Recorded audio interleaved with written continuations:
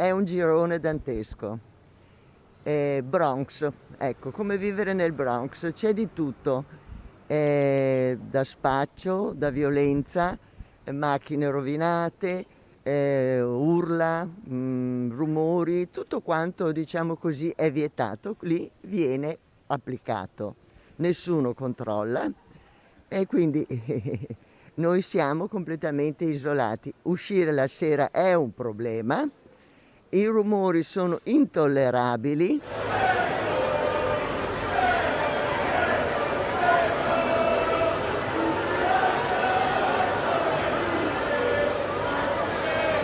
I cori da stadio a tarda notte sotto le finestre delle abitazioni è la maleducazione a non essere più tollerata, spiegano i residenti di Piazza Capitaniato e Piazza dei Signori. Un conto è il divertimento, un altro la mancanza di rispetto per chi vive in centro storico.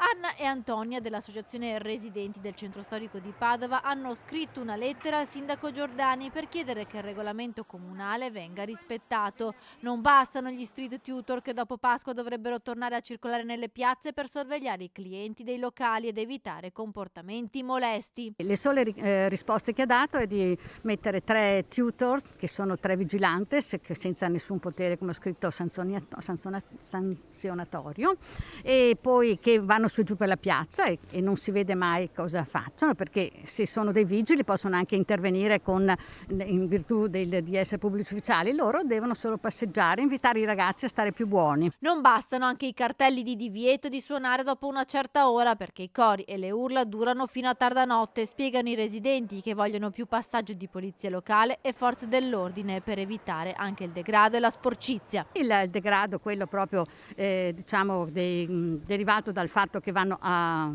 servirsi degli angoli nascosti di Piazza Capitaniato per le loro deiezioni, oltre al fatto che c'è vomito dappertutto alla mattina.